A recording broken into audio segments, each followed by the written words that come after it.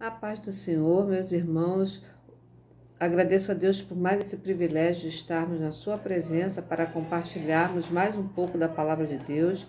A lição 4 da série de estudos Vencendo as Adversidades, Exemplos da Bíblia para o Nosso Tempo. E na série de estudos está a lição 4, que fala sobre Josué quando a adversidade é decepção. Eu vou fazer um pouco diferente, irmãos, não fugindo à lição, tá? Que foi escrita por nossa educadora Lina Silvana. Deus abençoe todos os educadores que escreveram, que têm compartilhado conosco uma porção da palavra de Deus. Então, eu vou fazer um resumo, tá? Bom, Josué, ele tinha outro nome, Oséias. E a Bíblia fala que Josué, filho de Num, da tribo de Efraim, como está em Números capítulo 13, versículo 8. E Josué significa Javé salva, ou Javé é salvação. E Josué, ele aproveitou todas as oportunidades para aprender. Ele teve a experiência, o privilégio de conviver com o grande líder Moisés. E aí ele não desperdiçou, ele não deixou passar nenhuma oportunidade. Ele observava como Moisés conduzia o povo, ele observava o relacionamento de Moisés com Deus, ele observava como Moisés tentava mediar, como Moisés fazia para mediar o relacionamento do povo em relação a Deus, do que Deus queria para o povo, enfim. Ele observou todas essas coisas. E quando o povo foi liberto do Egito, ele tinha mais de 40 anos de idade.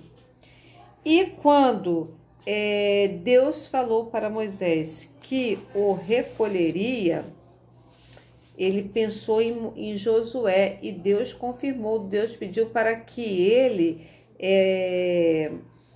preparasse, de forma oficial, consagrasse Josué para ser o seu sucessor. Então, Josué, ele via como Moisés obedecia, seguia todas as instruções de Deus. Também no momento de quando Moisés escolheu 12 espias para espiarem a terra de Canaã e voltasse com um relatório. Só que o relatório foi assim desanimador. Foi um relatório assim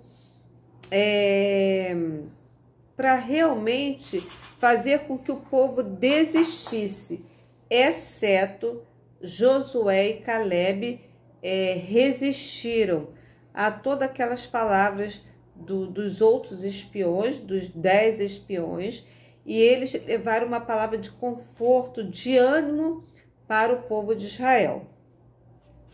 Então, quando Moisés partiu, Moisés apresentou, fez todo aquele ritual para passar o seu cajado para Josué. E quando então Josué ele recebeu essa missão, ele foi advertido pelo próprio Deus para que ele fosse forte e corajoso. O livro de Isaías fala muito sobre isso, de força e coragem. Nesse momento de pandemia, e não só a pandemia, tantos outros problemas, nós precisamos encontrar força e coragem em Deus para vencermos todos esses inimigos, essas adversidades. E a nossa força, a nossa coragem, ela vem de Deus. Por isso, Josué precisava confiar em Deus, porque isso traria segurança e vitória na adversidade. Deus prometeu a Josué que estaria com ele, que não o desampararia. Que promessa linda, perfeita. Nós sabemos que Deus também não nos desampara. Josué tinha à frente uma grande missão de conduzir o povo àquela terra prometida, tão aguardada. Ele não poderia deixar perecer aquela fé que ele tinha em Deus.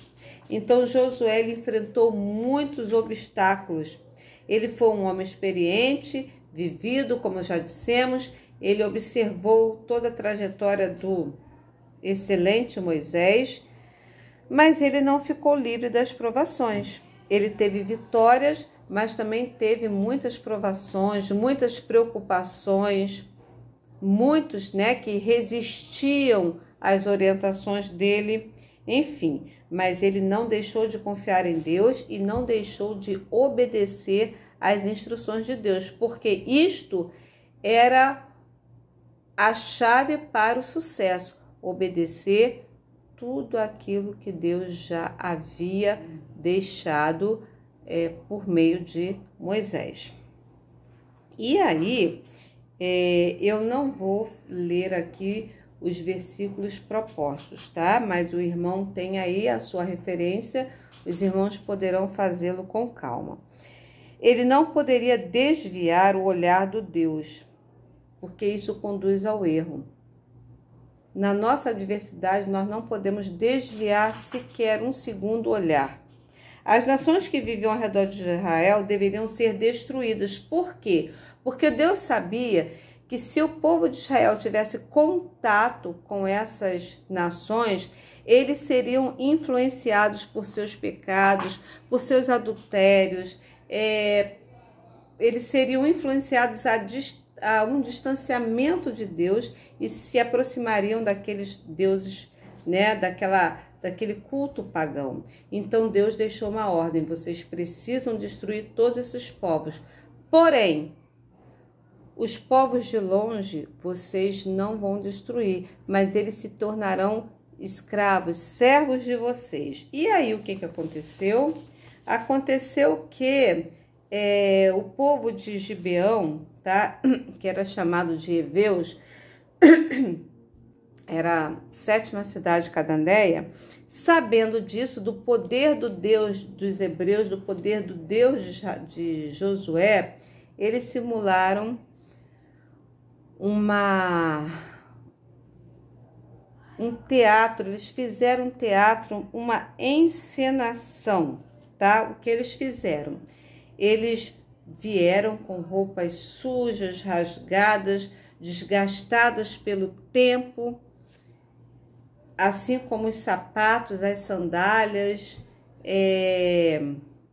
os seus odres, com águas, velhos, enfim, os pães cheios de mofo, de bolo, como a Bíblia diz, bolorento. E eles se apresentaram dizendo que eles tinham vindo de uma terra muito longínqua. Por isso que eles estavam todos desgastados. E eles ali estavam querendo a paz com o povo hebreu, com o povo de Israel, com o povo que Josué estava conduzindo, porque eles temiam a destruição. E aí, no momento de precipitação, sem consultar ao Senhor, Josué acreditou naquela conversa, naquela simulação, e fez um juramento, fez um pacto com eles diante de Deus, nós sabemos. E aí disse que eles se tornariam então servos, escravos, mas que não seriam mortos. E logo depois, dias depois, foi-se descoberto que não passava de um teatro. Eles eram dali de perto, só que Josué não poderia voltar atrás, porque havia sido feito um juramento diante de Deus. Então Josué, com certeza, ele se sentiu frustrado consigo. Como que eu pude fazer isso? Como que eu me precipitei? Eu não busquei ao Senhor, eu acreditei na palavra daquele povo.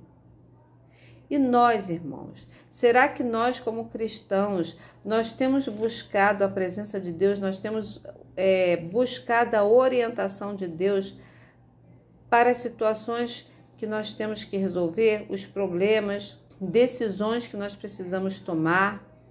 Será que nós estamos buscando a presença de Deus, a orientação de Deus? Será que nós estamos deixando nos influenciar por palavras, por gestos, por atitudes?